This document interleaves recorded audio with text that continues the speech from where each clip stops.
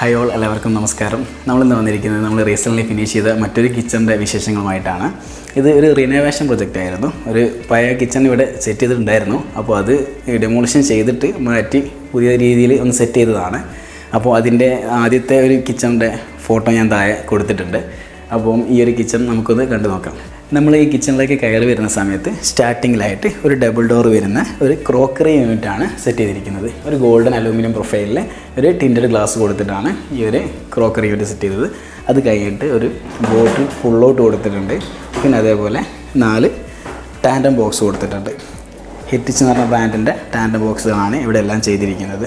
അതേപോലെ ഈ കിച്ചണിൽ കോർണറിലായിട്ട് ഒരു മാജിക് കോർണർ സെറ്റ് ചെയ്തിട്ടുണ്ട്.